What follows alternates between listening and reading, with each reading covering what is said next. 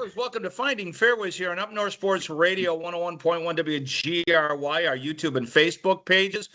If you want to see it, as opposed to just hear it on the radio, Jerry Coyne is Zooming with my original partner, Kevin Frisch, overlooking fantastic Bay Harbor. Good morning, sir. Good morning. How are you? I hear it's a little cooler up there. We got maybe some cleaner air, less smoke. I think it's a good thing this week. There's no doubt. It's a great week to explore the golf courses here in northern Michigan, whether it's at Boyne or any of the fabulous tracks that Kevin knows so well. Kev, we saw the atypical Golf on the Moon Open Championship. Yeah. Balls rolling forever, balls awesome. Not knowing where they're going. Love it. I think every golfer, especially, not a professional, loves watching it. We talk about that when the U.S. Open gets really, really difficult and, pars are hard. There's something a little bit more capricious to the Open Championship when it gets baked out like that, and I was talking to you about it. That's when you see winners like Todd Hamilton and Ben Curtis and guys that, able to – a lot of it was luck, and they made putts. And that's,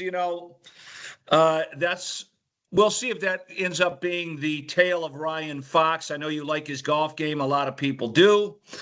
But there's a reason why he hasn't won anything of significance at age 39. Yeah, but he has won. And I don't think did Ben Curtis win anything? Wasn't that his only victory? He may have won in Japan. I know. I think he and Hamilton both had won on the Japanese tour. Yeah, but Ryan Fox, he was a late starter to the game. Yeah, he didn't turn pro till 25. He was a little bit of a journeyman. DP World Tour. He won out there. He won at Wentworth though. So I mean, he won. He's won at some pretty good places. He won the BMW Championship. Yeah, it's not as big as it once was. Well, it still doesn't get quite the field that it used to. It used to be like a sixth major, right? But yeah, not so much anymore. Love his game, love his attitude, his mental, just the mental side of him going down the stretch there with what he had to do at 15. I mean, he literally walked into that bunker and immediately turned backwards. He didn't spend 20 minutes trying to stand on his knees and pray at the same time, like these guys all do. He got right in. He knew it. He played it. He plays fast. He plays with conviction. I mean, he's like, let's go get it. He was playing on house money at 39 years old. He had nothing to lose. And he didn't let. He had two really bad breaks coming down the stretch. And those were the only two holes he didn't birdie. So, right. And when it went into the bunker at what was it, 16? The par 3? That was 15. 15. Yeah. And he had a bad break on, what was it, 12 or 13 as well. And after those two breaks, I'm like, are the golf gods going to give this guy the little ziggy? But everybody was having trouble down the stretch. Sam did, and Siwoo Kim did. So it was a very intriguing, enjoyable Open Championship. But ultimately, for me, I don't like when the course plays that out of control. I don't dislike it. I think it makes it even more interesting. I think we're going to get that next year at St. Andrews. I think everything runs at St. Andrews. That's just the way. Open championships and those types of golf courses run. I was a little surprised that they did water the greens. They did make the greens softer. Early in the week, there was some panic in the air about how much this golf course could run out, and if the greens had gotten a little more baked out, it would have been even crazier than what it was. But I don't dislike it.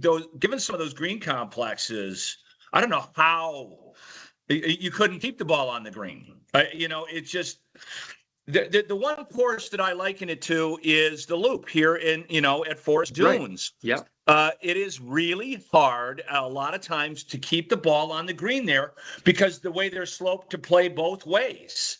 And the fairways are pretty baked out at Forest Dunes. It's actually a somewhat of a similar test. It is. And love the Loop. One of my favorite golf courses. Some people don't like link style golf. Yeah. But I think that I think it's fabulous. I just think it's my favorite type of golf, and I love watching it. The Open Championship's my favorite to watch. Who doesn't love Sunday morning golf Well, on yeah, TV? I mean, you can get up whenever you like, and there's golf on. Yeah, but to me, the stat of the week is Scotty Scheffler missing 17 putts inside of 10 feet and finishing third. He's had trouble making putts all year long. That's been the main difference. I know he's had a couple of little misses with his drive. I mean, on his number 17 was a trip through the rule books for if he'd end up making a birdie on 18, it might have been interesting. But you've got that ruling, and then on the other end of the spectrum, you've got Bryson, and what are your thoughts there? You and I talked about it off air, but, tell our listeners, because it's certainly going to be talked about. It's still being talked about. Yeah. I don't think the ruling was incorrect.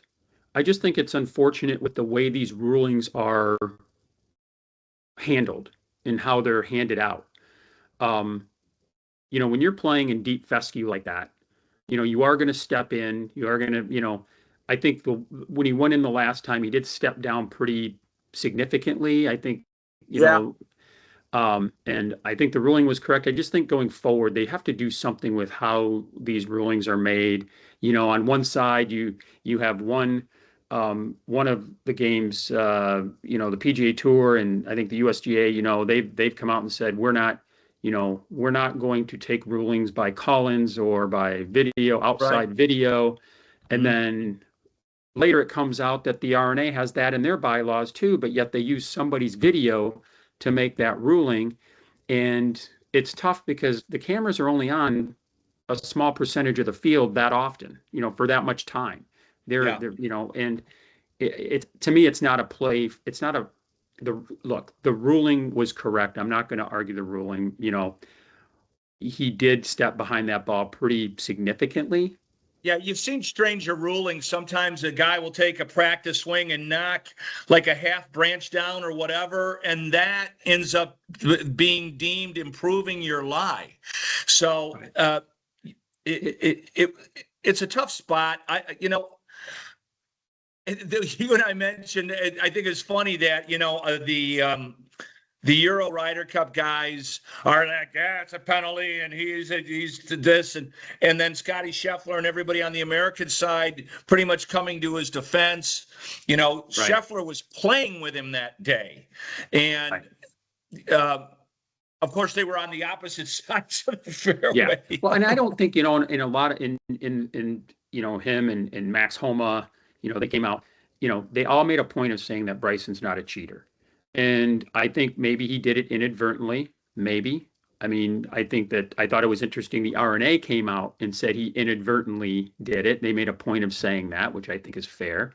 I just think I had a bigger issue with Scotty's ruling. What did I?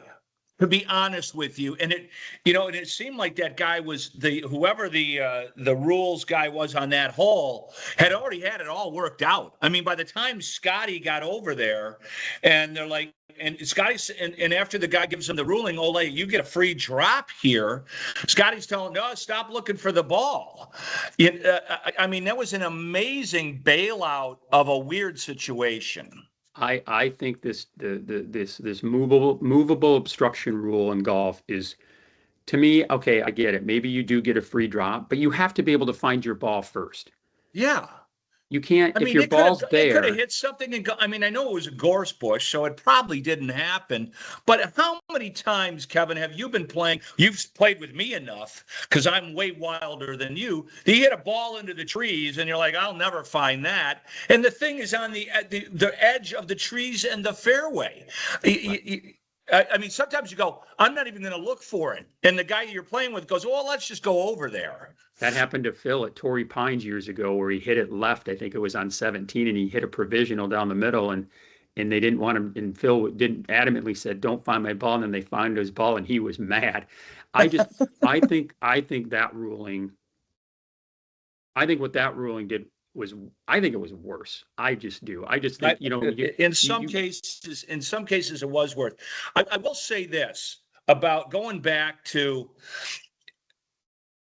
I don't know if you're trying to improve your lie, but when you're in that situation, and I've been in that kind of heavy gorse, are you not allowed to tramp down so you get a stance? I mean, do you have to just like put your feet in and let all the grass grow around your legs? I don't know. I'm not talking about stamp. He certainly did not stamp. He did not stamp a path behind the ball so he could have a smoother swing line. But you've got to find a stance that you're comfortable with. He did step behind the ball, though. He did step behind the ball, but not right behind the ball. I mean, that's where the whole video argument, and I'm not arguing this, but the video, the way he stood behind the ball, the ruling is it's improving your intended swing, so that backswing, even if he stepped on it 3 feet behind the ball, but you got to realize that fescue was almost over knee high. Yeah. So all of a sudden, when you step behind it, even if you're 2 feet behind the ball, you're knocking that fescue down in the same path that your backswing is going.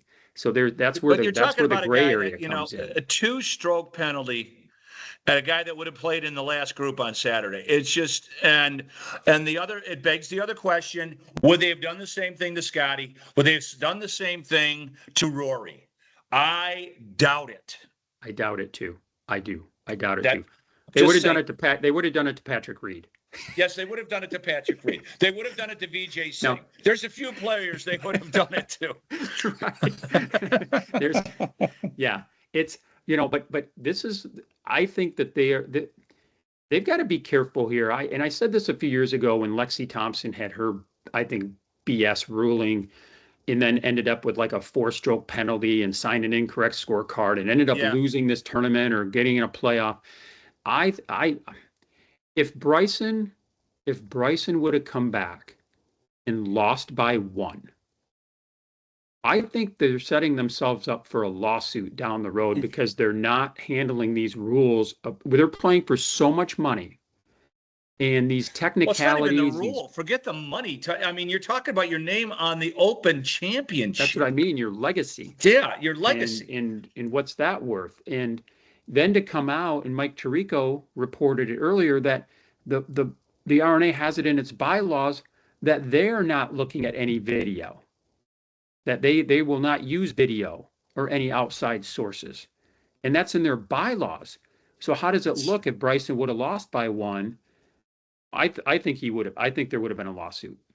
Knowing Bryson, I think that would have happened. Well, luckily that hasn't happened, but you don't know how much it disrailed them, and and they're talking about, well, it makes a mess out of what was a really fine Open Championship, which begs my last question for you. So the major season is over, and we don't have anywhere near a close-cut snapshot of who the player of the year is. So it's really going to come down to the FedEx Cup this year. As I told you on the phone, so you've got Aaron Rai, who wins the PGA, and he played very nicely, but everybody else around him fell apart. Pretty much the same way Ryan Fox won the Open Championship. Are we having one of the, now it looks like Wyndham Clark is on the ascent, and of course Rory won the Masters again. But this is kind of a very weird 4 major winners for 2026. It is, and I think it's going to come down to the FedEx Cup. I mean, it's got to. How many seconds has Scotty had this year? Not as many as he's got. I think he's got 3 seconds. He's got, I mean, until he missed a cut, he was in the top 10 in every single tournament but one this year. Right. But it's his putting, and we'll see. He's played really well lately at East Lake, so we'll see what happens. I haven't looked at the rota of the other two FedEx Cup I haven't either. Yeah, I'll have to look at that because it changes now. It used to be pretty much the same when it was Cog Hill, and then in the Country Club of Boston, but they're moving them all over the place. So now we have to wait. Now we have to wait. Now we have to wait now for 3 weeks, 4 weeks, 3 right? weeks. Yeah, I'd like to see him move the PGA back to August. I think but it won't happen. It's never going to happen. You can go ahead and say it, but I know it's weird that the Open Championship, the major season ends. Well, one quick interesting thing before I let you go, Kev, is it looks like more and more players are coming to play in the Rocket Mortgage Classic, which makes me excited. I know it looks like that tournament's coming to an end, or at least this kind of version of it. But it should have a pretty good field. I think it's great, and I think what we're seeing is I think that some more players are fighting for FedEx Cup points. Yeah, that's true. And I think that's the one thing that's out there, that going to these for lack of a better term, these smaller PGA Tour events, you can still get FedEx Cup points, which helps you, which is going to pay off. I mean, they're in Minneapolis this week, I think, and Scotty Scheffler's playing in Minneapolis. Yeah. We have to fit. I lied. I said this was my last question, but in a few minutes or 90 seconds, what do we say about Jordan Spieth? Oh, I feel bad for him. I mean, I don't feel bad for him. He gets to play professional golf for a living, and he's got a lot of money, but man, his game is as messed up as any player I've seen in a long time. What I find amazing when you say Jordan Spieth is, I can't believe it's been 10 years since he's come out. I mean, he's been, he won those majors. He was the best putter on the planet. And there was a story that I heard a few weeks ago that he was, I think on a Tuesday or Wednesday Pro-Am day or whatever, that he had like 5 or 6 different putters with him. Yeah. So when something goes haywire in your head, and it's putting is really mental, especially when you're a magician with the putter that he has been. I don't know when you come back from that. And he's been playing everything because he's been trying to get points. I don't know if he's playing in 3M. I would imagine he's not. If I were Jordan, I'd take a few weeks off and just spend time with the family and just forget about golf. He doesn't have to play golf. I mean, he's not going to be on the next Ryder Cup team, and he's a million miles away from winning anything substantial. I don't know what you do. I don't know what you do either. Do you go back to the putter you used when you won all those majors? Do you just change it up and go back? I don't know. Or do you kick Kevin Kisner out of the booth and start being NBC's guy all of a sudden? Jordan's still got a few years to play. He might. I'm just saying, how much do they pay those guys? They pay him pretty good. They pay him pretty good. NBC needs. I mean, I like Kisner, but I think we were spoiled with Johnny Miller for years, and I think there was a period of time when I think we thought that Phil Mickelson was going to be that guy, and I think Phil would have been the next Johnny Miller. But they can't seem to find the right person in the booth. I think Faxon does a good job. I don't know if I think they like what they're doing right now with these 2 different groups of guys, which is good for me because I'm not crazy about their other play-by-play booth guy who's been at Dan Hicks.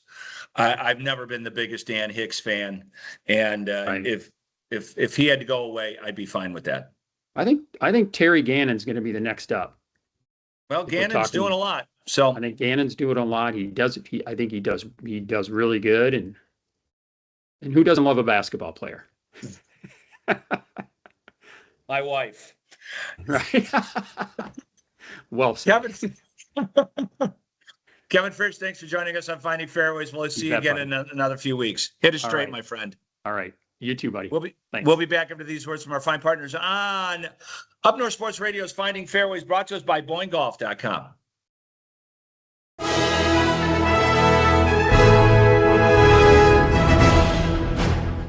Imagine your ultimate golf experience. There's a good chance it's Michigan's Magnificent 11.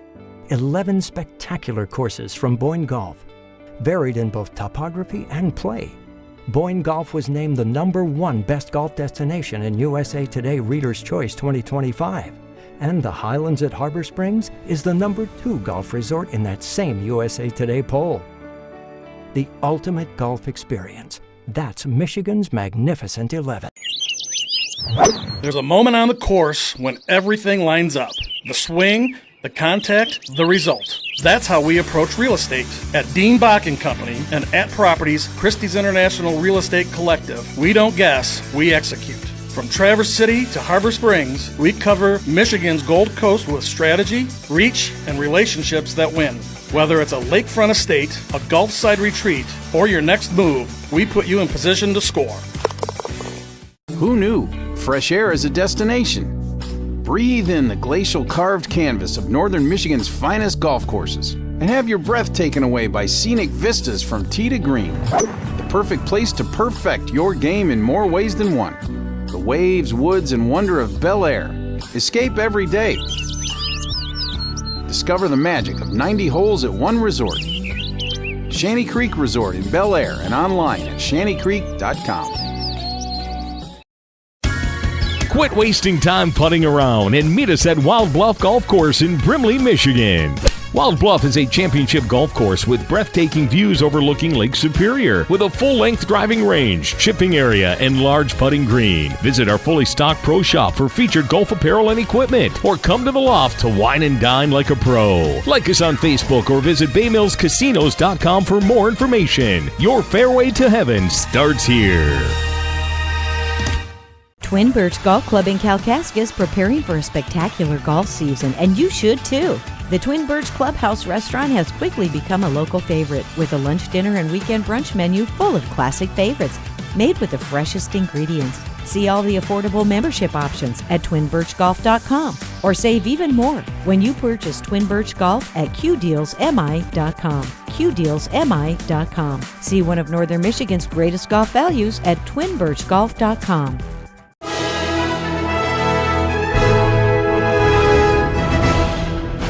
Grandview Golf Course in Mitch and Mike Dunn. Gentlemen, good morning. How are you? Good. We're doing good. It's a good year for golf. How's everything at Grandview?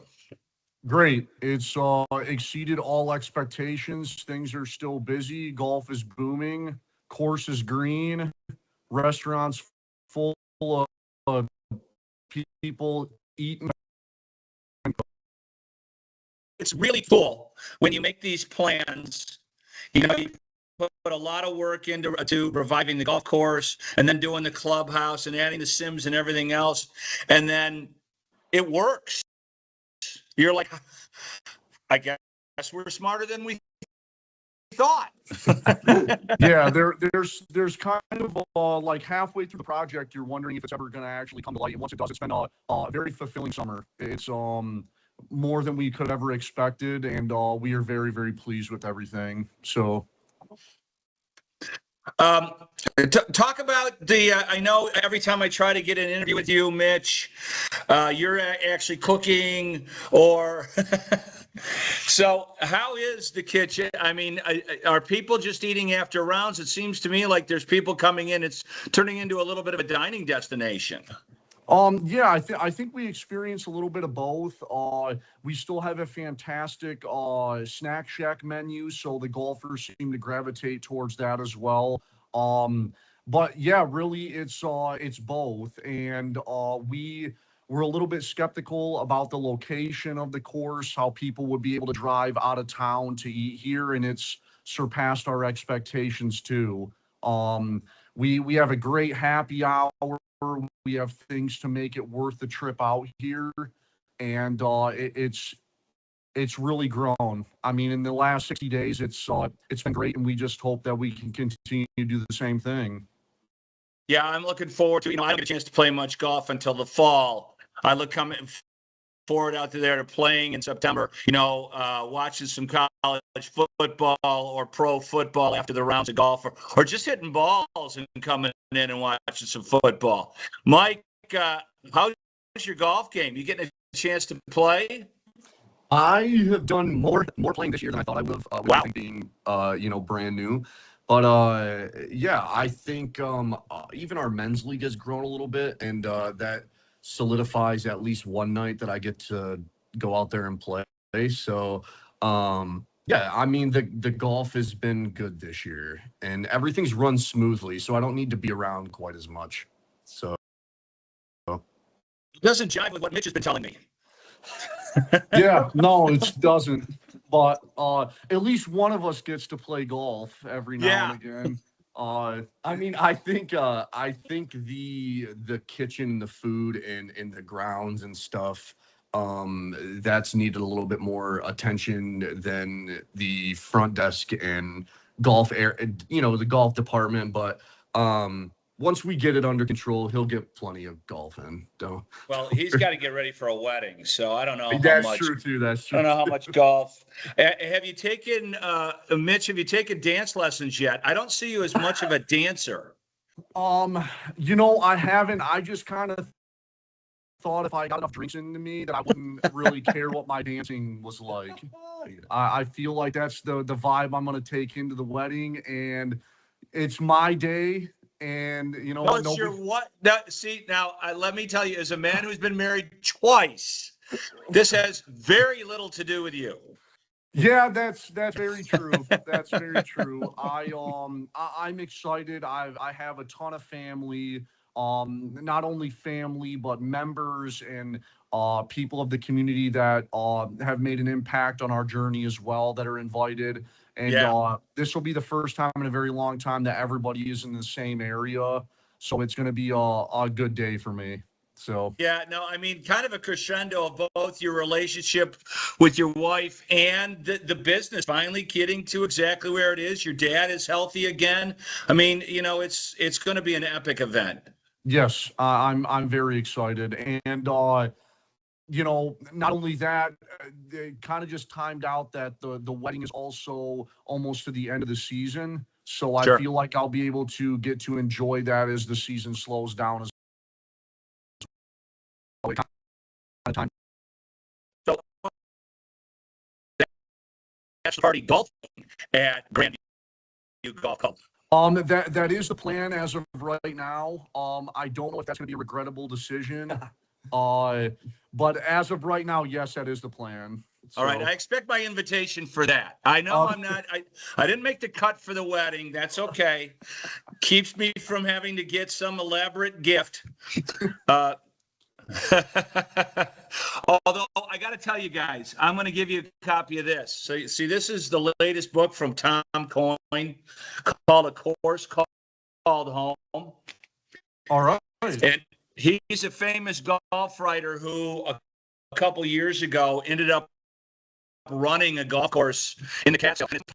And really home with you guys. I started thinking about this when I read the book.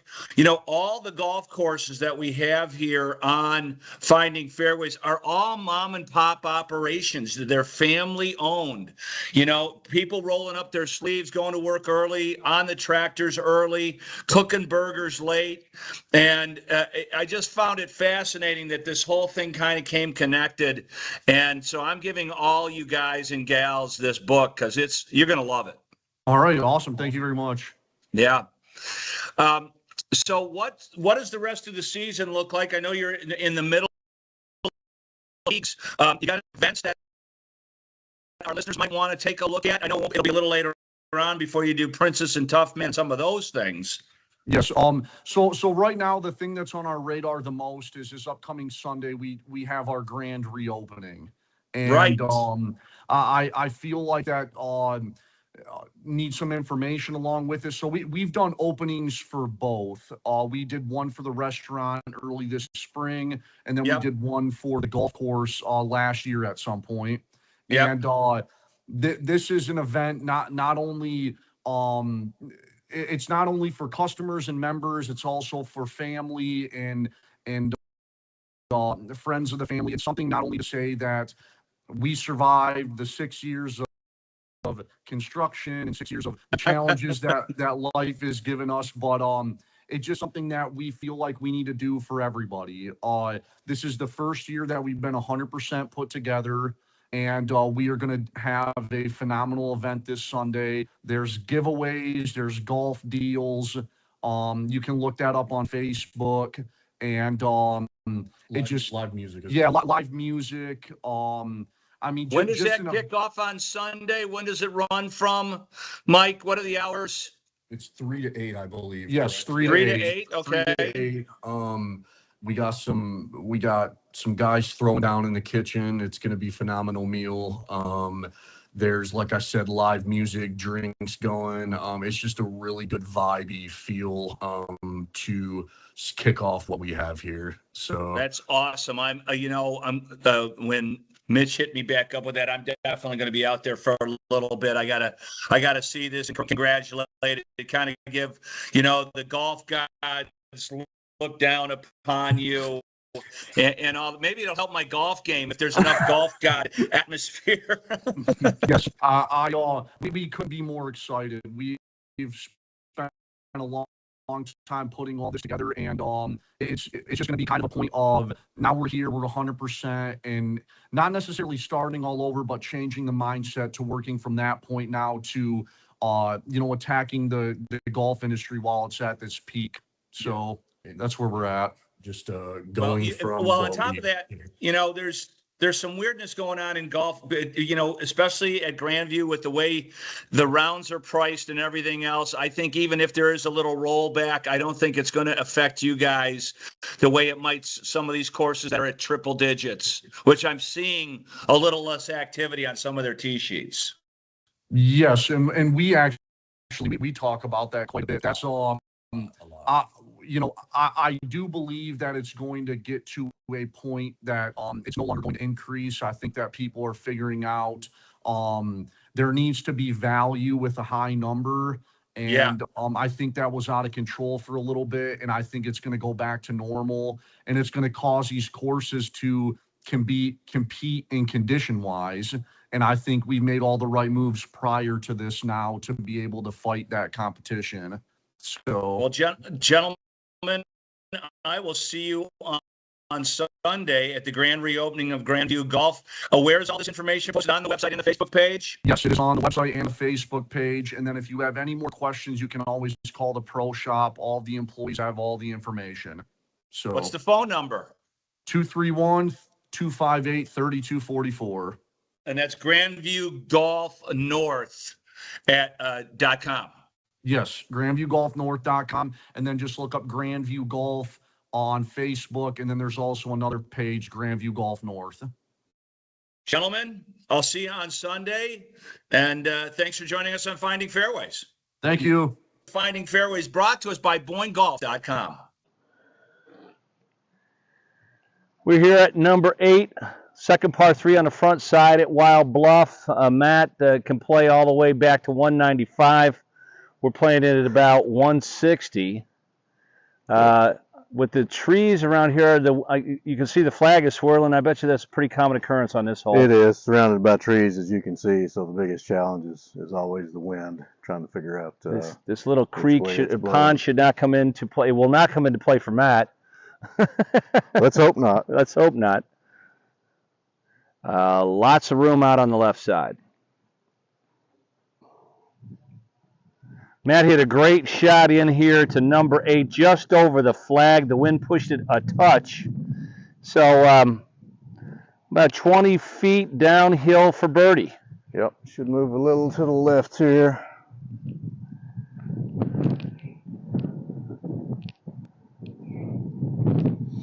Yeah, a little right to left. Maybe a ball out.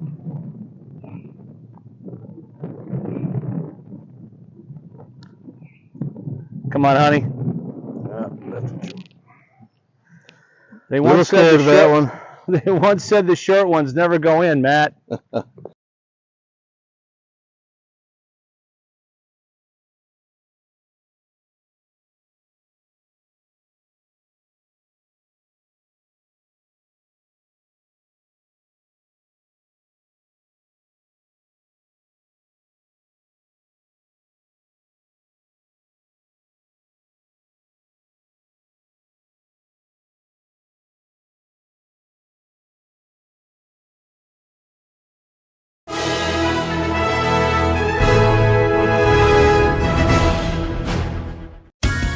Quit wasting time putting around and meet us at Wild Bluff Golf Course in Brimley, Michigan. Wild Bluff is a championship golf course with breathtaking views overlooking Lake Superior, with a full-length driving range, chipping area, and large putting green. Visit our fully stocked pro shop for featured golf apparel and equipment, or come to the loft to wine and dine like a pro. Like us on Facebook or visit baymillscasinos.com for more information. Your fairway to heaven starts here. Twin Birch Golf Club in Kalkaska is preparing for a spectacular golf season, and you should too. The Twin Birch Clubhouse restaurant has quickly become a local favorite, with a lunch, dinner, and weekend brunch menu full of classic favorites, made with the freshest ingredients. See all the affordable membership options at twinbirchgolf.com, or save even more when you purchase Twin Birch Golf at qdealsmi.com. qdealsmi.com. See one of Northern Michigan's greatest golf values at twinbirchgolf.com. Who knew? Fresh air is a destination. Breathe in the glacial carved canvas of Northern Michigan's finest golf courses and have your breath taken away by scenic vistas from tee to green. The perfect place to perfect your game in more ways than one. The waves, woods, and wonder of Bel Air. Escape every day. Discover the magic of 90 holes at one resort. Shanty Creek Resort in Bel Air and online at shantycreek.com. The Iron Pig on Old 27 South across from Otsego Lake is open for breakfast 7 days a week from 8 to 11. Sundays from 8 to 2 with a sumptuous breakfast buffet on the weekends. With golf season open, Iron Pig has room for any size golf group, or bring our delicious menu and legendary barbecue to your group. Either way, the Iron Pig has the team and location to make your up north dining experience truly memorable. Visit Iron Pig Smokehouse on Facebook, where we are always announcing new events and menu additions.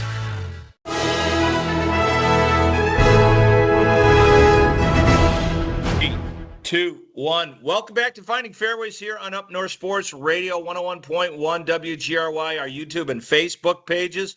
Jerry Coyne zooming in with Ray Hearn. Ray, that looks like a Boyne course. Yes. What hole is that? Number 16 at the Donald Ross Memorial. Okay. Yeah. And that is a replica of what hole? That is Pinehurst number. Oh, Jerry, you got me there. Yeah, I'll send it to you after. It's one of the holes at Pinehurst. Number 2. One of the great. It's one of the most subtle holes on number 2. Now you got me. I'm going to be looking it up on my Dropbox. I guarantee you it doesn't look like that anymore after Crenshaw Core came through there. Yeah. They used a lot of wiregrass. Yeah, I know. It looks good. It looked good on the other tournament, but that's for another conversation. Ray, I wanted to, I tried to get a hold of you last week. I know you've been super busy, like every golf architect is. It's incredible. A new golden age of design. Yeah. But and we'll get into that in a little bit. But I did want to talk to you about, you have spent a lot of time in England, in Ireland, in Scotland, teaching architecture at Michigan State and using a lot of the great old courses for reference points. Yes. Man, did Birkdale play and look odd. What? Oh, Jerry, I'm glad we're starting with that. There's 2 odd ducks over there, and I love them both. I love Royal Birkdale, and I get a lot of flack back from other architects. Ray, what do you like about it? And then I like Sunningdale Old, okay. And obviously both are in England. So my overseas trips, I have had 13 trips. Wow. 7 of them were co-teaching with Professor Warren Rao from MSU. Right. And it was Pete Dye when he sponsored me for the society a gazillion years ago. Pete was like, Ray, I know all your other sponsors. I got 3 things to tell you.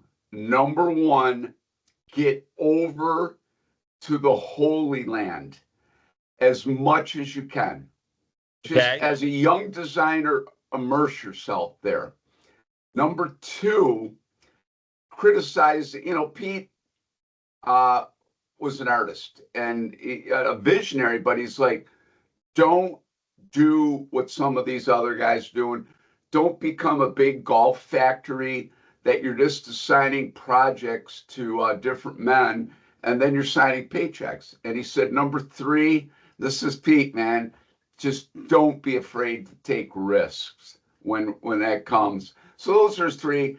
And it was ironic. The two guys that built my career were Robert Trent Jones Sr., that I contacted when I was a freshman on the Bishop Gallagher varsity golf team, the only freshman ever make varsity. And bugging him, he introduced me to Dr. Kenyon Payne. Pete Dye and Robert Trent Jones Sr. hated each other.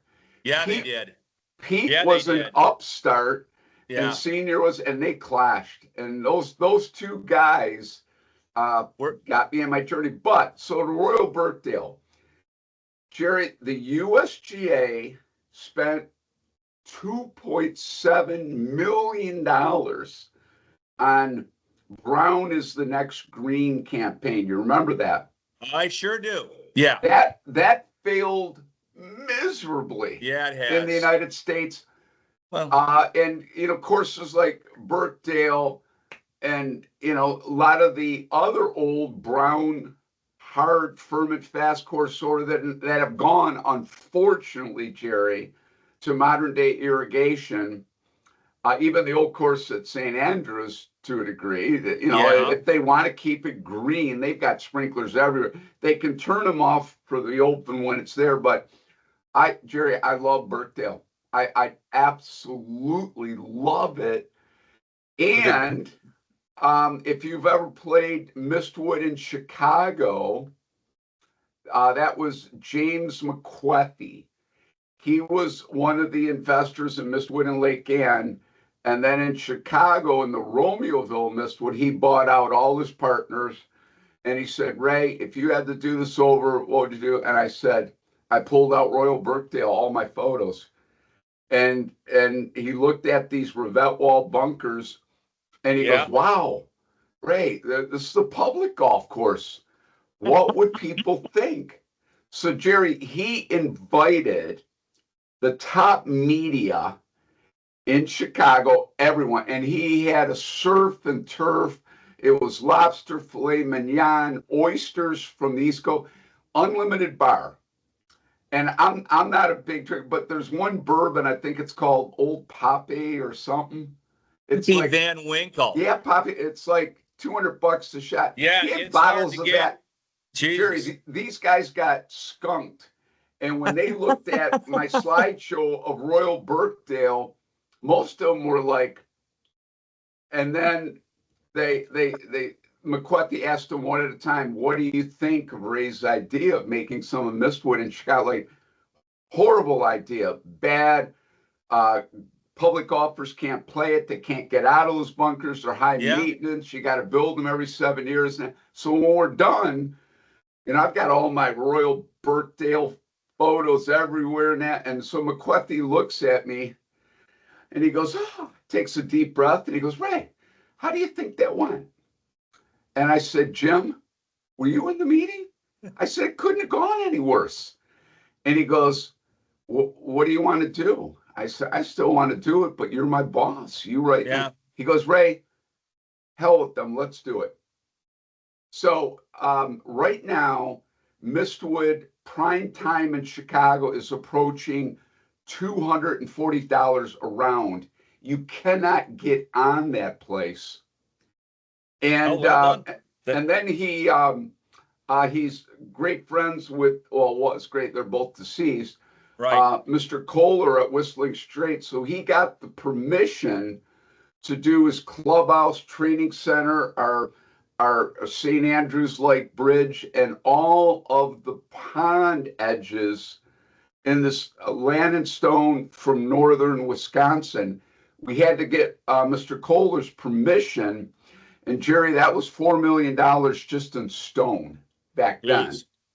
So anyway, I love Royal Birkdale. You had the question. It's a long way around to saying that. You know, you're right. Those bunkers are hard to get out of. I mean, look at what happened to Cam Young trying to pull out an 8-iron after Ryan Fox pulled it off the day before. Yeah. I played in some of those bunkers, and man, you got to have guts to try to accelerate through that sand and get it, no matter what one of those pot bunkers are like. So, you know, just offhand, the Mistwood Golf Course here in Michigan has really gone to seed. It's too bad.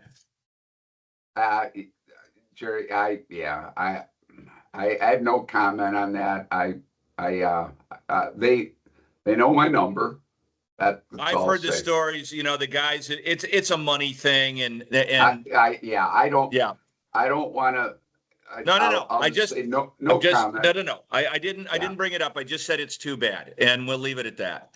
But that is, I mean, when you see the burnt out golf courses, that's what I was talking to Kevin Frisch earlier in the show. When you get really burnt out links courses for the Open Rota, that's when you get oddball winners. That's when Ben Curtis won. That's when Todd Hamilton won. And you get Orion Fox, because there's a lot of luck involved in winning that tournament when you can't control the ball. Jerry, you're right. You're absolutely right on that. And it cross line that gets a little quirky. Yeah, it's just kind of cool. I mean, it's one tournament a year, one major. It's different. Yeah, variety is the spice of life and everything. And that quirkiness is it does factor into it, and luck does that. You get a lucky bounce, and these guys are so driven to perfection. In their private jets, you know, winding up a putt does this. I mean, you know, Chambers Bay, they roasted Robert Trent Jones Jr. after that. And you know what? Like Pete always says, everyone plays the same course. And yes, the afternoon rounds are different in the morning as the course dries out. But my goodness, you know what? Just put your private jet mentality to the back of your head, suck it up, play golf, and stop whining. And well, to their credit, there wasn't a lot of whining because over there that week. No, there wasn't. There wasn't in that one. Yeah. Yeah, because I think they get that a little bit. You know, okay, there wasn't a huge disparity between the mornings and the afternoons, except for on the final day when things really started to take a little tumble. Yeah. But no, I just wanted to, we're going to come right back. I want to ask Ray a little bit about how that Scottish and English influences what he does today. All that and more here on Finding Fairways on Up North Sports Radio, brought to us by BoyneGolf.com.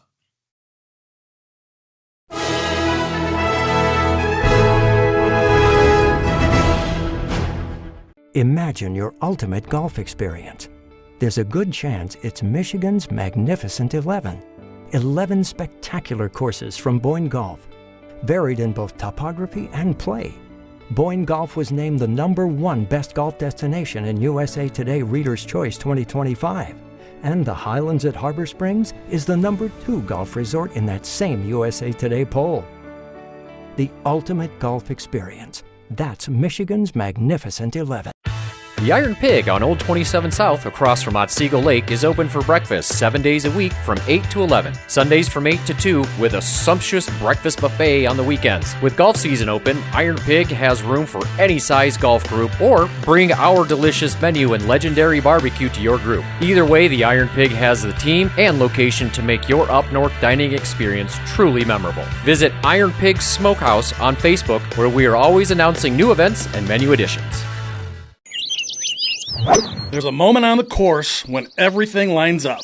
The swing, the contact, the result. That's how we approach real estate. At Dean Bach & Company and at Properties, Christie's International Real Estate Collective, we don't guess, we execute. From Traverse City to Harbor Springs, we cover Michigan's Gold Coast with strategy, reach, and relationships that win. Whether it's a lakefront estate, a Gulf side retreat, or your next move, we put you in position to score.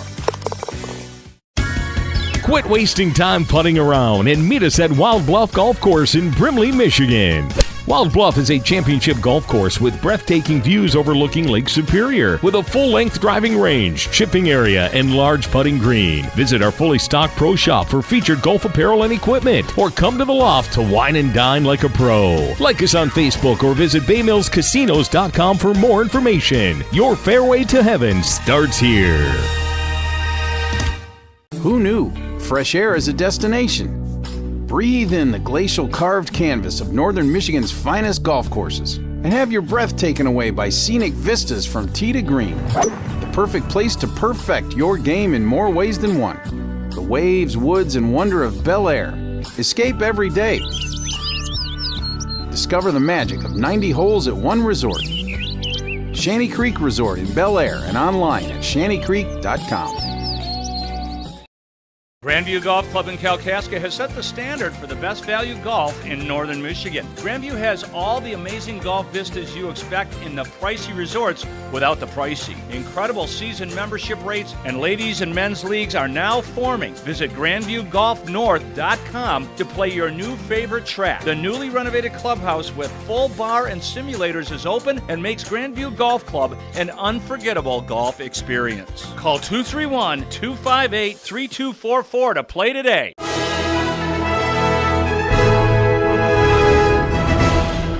Is joining us from his palatial estate at his Boyne office. And hey, TR, so the Tournament of Champions is coming up here. Have you ever seen that event? Yeah, luckily I've been able to play in it a few times. Really? When I was younger, yeah. Wow. So, yeah, I've been on the guest side and have always loved the event. So now to be on the internal side, it's pretty cool to see everything that goes in behind it. That's crazy. So how old were you when you played? Oh man, I've played when I was like as young as like 15 and played a few times when I lived in Detroit. So it's such a cool event. Host clients, go with your family. It's a can't miss event. Yeah, so it is. Nothing quite like it. Seniors, men pros, female pros, and kids all playing against each other.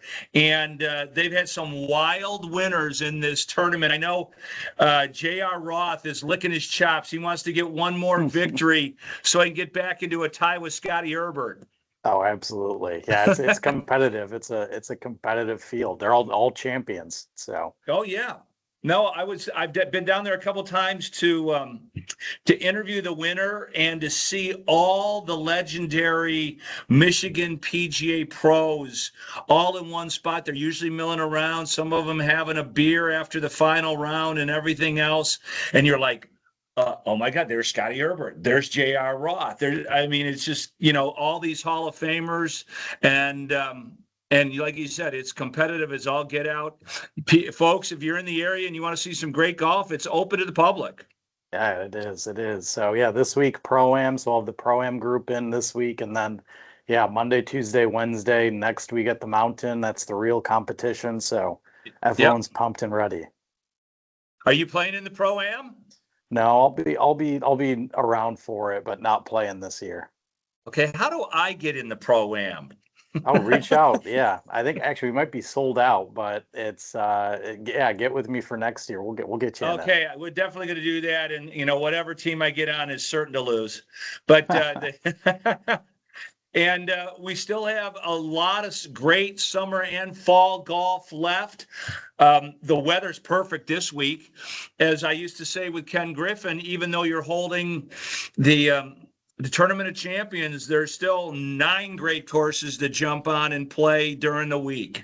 Absolutely. Yeah. Stay and play packages, local tee times, everything at BoyneGolf.com.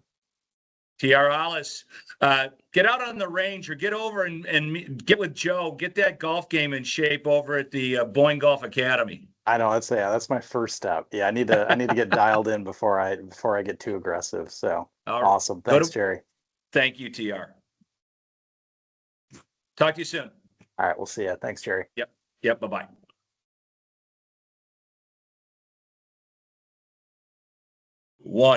Welcome back to Finding Fairways here on Up North Sports Radio. Jerry Coyne and Ray Hearn discussing golf architecture. One of my favorite things about this show when I get to have Ray on, and as we talked in the first segment, Ray has spent a lot of time over in the UK and in Scotland and Ireland, much to my jealousy.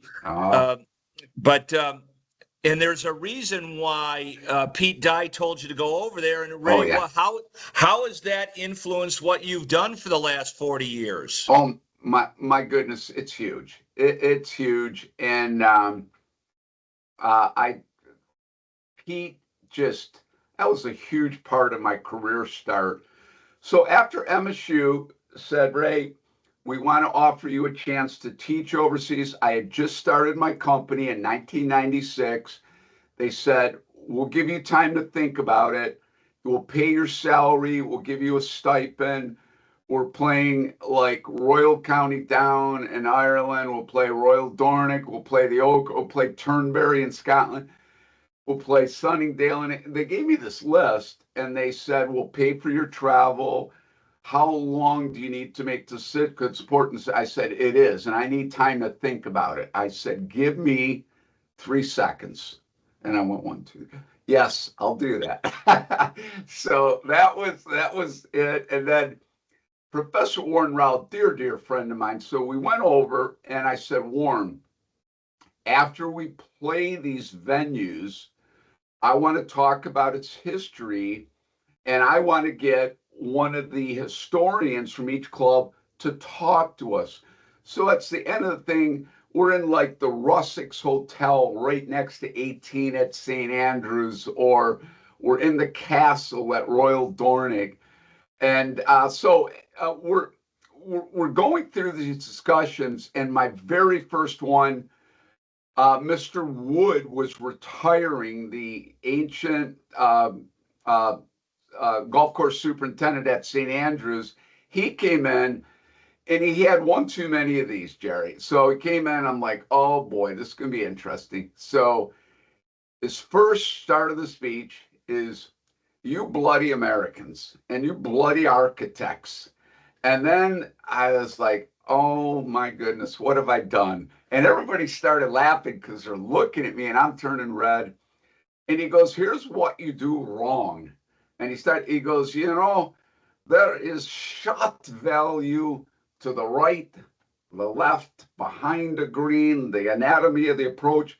But you bloody American architect, you go bunker, pinch the neck, and then do a C shape of trees around the green. And Jerry, in the 1970s and 80s, that was it. I mean, you know some architects in Michigan, bunker, no anatomy of the approach, no anatomy of the surrounds, thick rough, no runoffs back then and this and that. So sounds like Firestone, Ray. Sounds like Firestone Golf Club.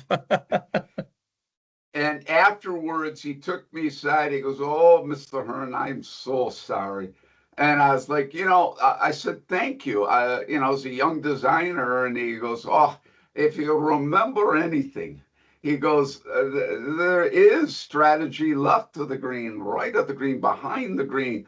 And he said, oh my goodness, he said, the bump and run is fantastic. And he goes, you Americans like your aerial attack. He said, you can have that too on one side of the green, and then have the hummocks and hills and have the bump and run. Jerry, I've made a living on that. And private clubs, what I do in the design process, most architects don't do it between the master planning stage and when you get into site visits for construction drawings. There is what I call strategy and feature development. It's an extra stage. It's time consuming. I always do it. and architects don't do it because it consumes a lot of time, takes away the profit margin. So you go out and you explain the anatomy of the approach as well as the green, the cupping zones, the runoff, how this runoff area really impacts these three cupping areas of the run. And then when you're down in them, you got 4 options to recover. You pinch it, you lob it, you putt it, you chip it. How much better does it get than that? And so Mr. Wood really impacted me on that. And then you look at the remnants of all of old Tom Morris's projects. Oh my goodness, Jerry, that guy, great player, Open champion many times, great architect, and great superintendent. He was making agronomic changes to those courses back there to actually make them playable. So this guy, I don't know why the golf industry does not celebrate him more. They do, but I mean, oh my goodness. I mean, you know, in the United States, everyone, you got Donald Ross, you got Alistair McKenzie, you got Stephen McDonald, you got Tillinghast. But oh my God, what that guy did in his era, Jerry, was just phenomenal. And that's the thing. I mean, Tom Morris really influenced Donald Ross and Willie Park. Yeah.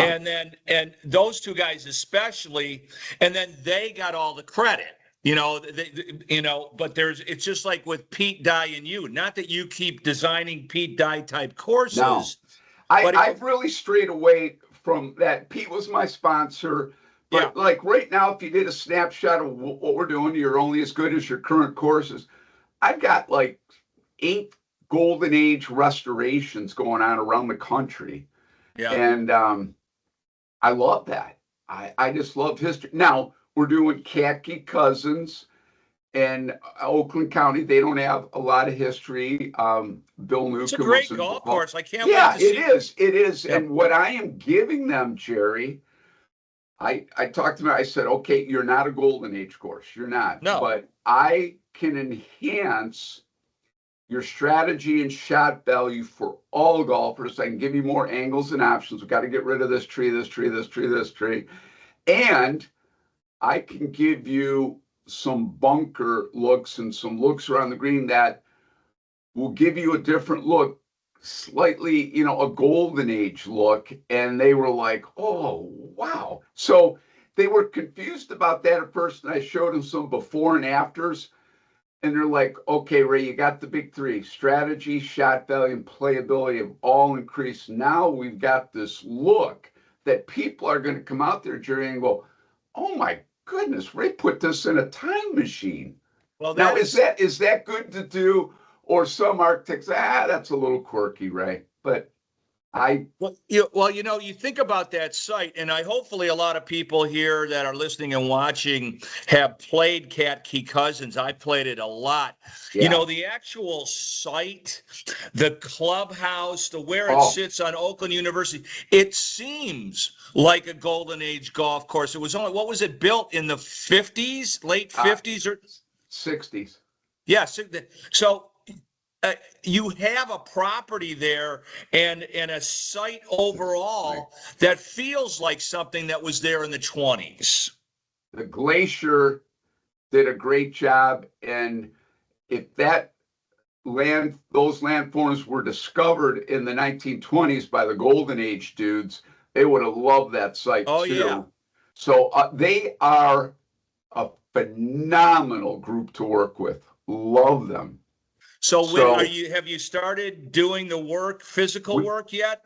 No, we are in the detailed design stage that I just mentioned. Okay. So we'll have an announcement, hopefully, very soon. Well, that'll make it a much better dichotomy to the the Rick Smith course then, if you turn this more into a golden age replica style, and then Not a you've replica. got No, not a replica, but a golden age style. Yeah. yeah, okay, because you're not making it, you're not comparing it to a different golf course because Right. it's So I'm sorry for that choice of words. No, that's all right. That's all right. But the Rick Smith course is a modern style golf course, so that'll just enhance the value out there. Lucky for those members, I know a few members there. I'm going to have to talk to them once you get the whole plan passed. And yeah. Ray, we could do this all day, each day, every day. And that's what I love about you coming onto the show, because there's like 5 other topics I want to bring up, but we don't have the time today. Maybe we should do our own podcast solo on top of this sometime. Yeah.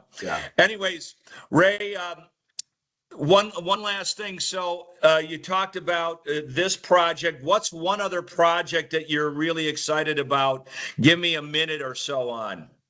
In Michigan or another state? No, just whatever.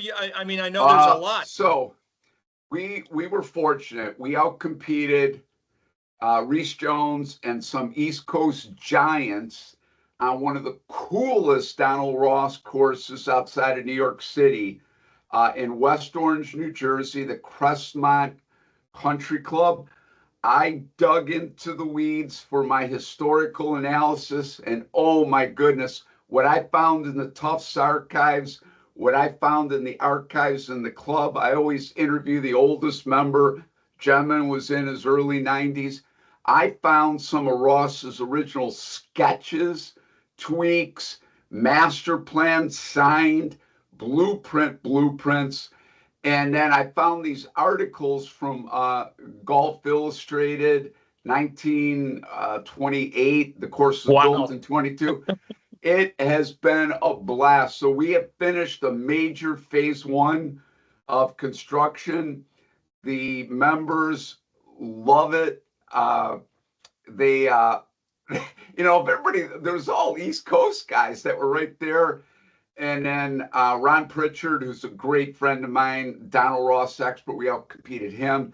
I am going to pour so much passion into this interview. I want this so bad. And I've done other Ross course, and they were Ray. We've done a ton of them. Yeah, we had a lot of fun. Great project. We'll look forward to the unveiling of that. Yes. Ray Hearn, thanks for joining us here on Finding Fairways. As we like to say here, find a fairway of your own, stick a peg in the ground, and pound it down the middle. We'll be back here next week on Up North Sports Radio's Finding Fairways, brought to us by BoyneGolf.com.